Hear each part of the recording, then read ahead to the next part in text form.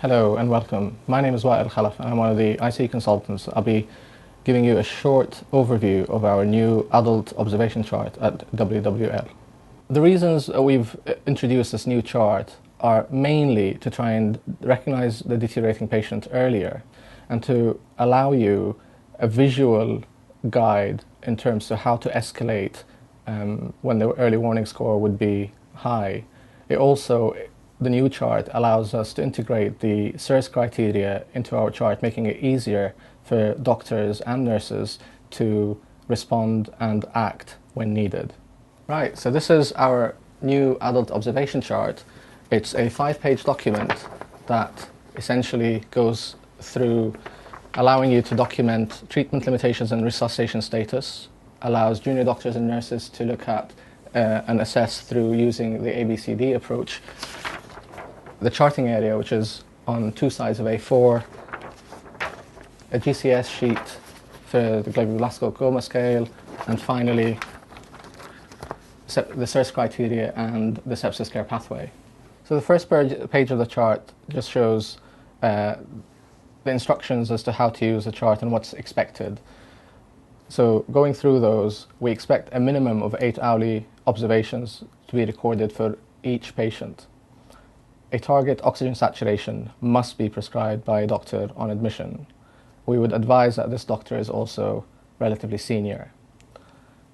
The treatment limitations and resuscitation status must be completed by a senior doctor on admission and should be communicated to both the nursing staff and the patient or their relatives. For observations that cross into any of the colour zones, an early warning score must be calculated by adding the points scored for each observation. And finally, regardless of what the early warning score is, concern about a patient by either the nurse or the doctor should lead to escalation immediately. The next section on the first page is titled Prescribed Minimum Frequency of Nursing Observations. This is space for the doctors and the critical care outreach nurses to prescribe frequency of nursing observations for patients that demand an altered frequency. It also allows the doctors to communicate what the target oxygen saturation should be for that specific patient. The last section of the first page of the adult observation chart just shows a table with the parameters and the colours that are coded for those parameters. Those tie up very neatly with the chart that you will see on the next 3 pages. The next page may be a little bit intimidating when you look at it, but it allows space for doctors to communicate 1, treatment limitations about patients, and 2, their resuscitation status. It also allows the nurses to document what problems they've had and what actions they've taken in order to try and resolve those problems.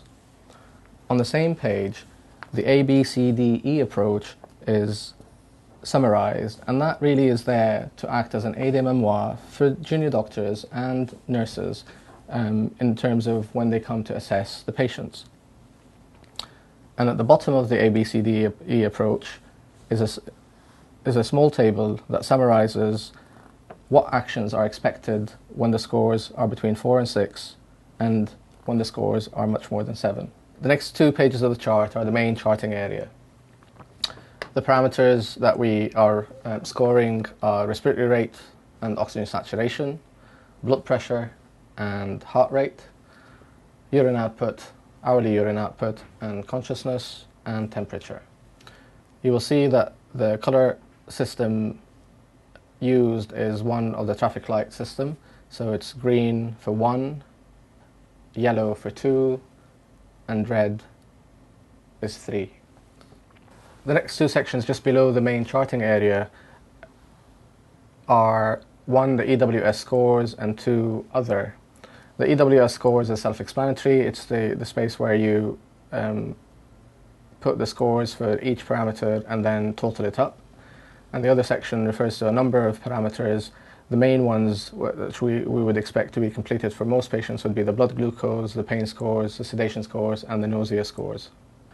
The next page allows for the Glasgow Coma scale to be documented and There is a section which allows you also to document pupil size and reactions and limb movements.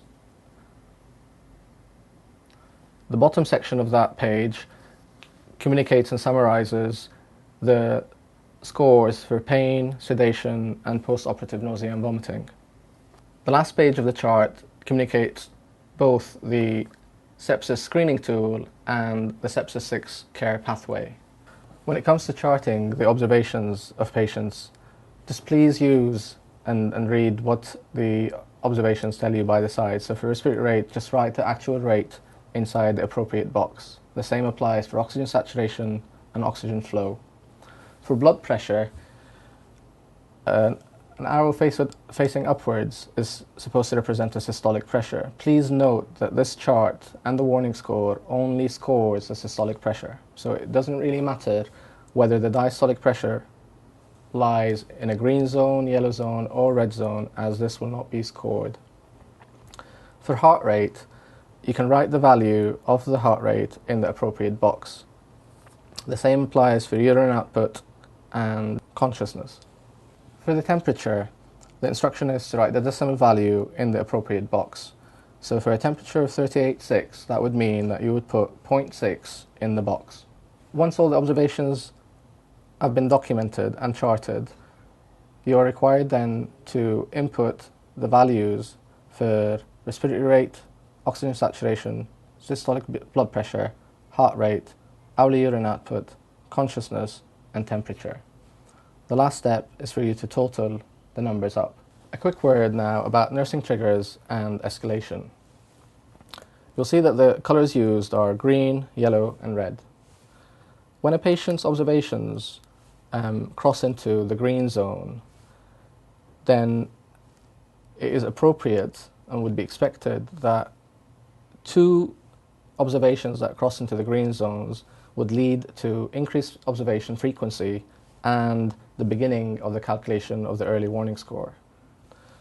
If a patient's observations cross into two of the yellow zones, then this would require a full medical review and a sepsis screen.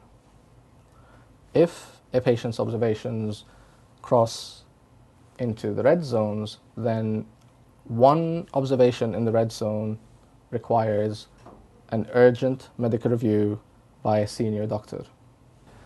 As for the early warning score totals, a score between 4 and 6, we would expect an ABCDE approach to be undertaken, a sepsis screen, escalation to both the outreach team and the parent team.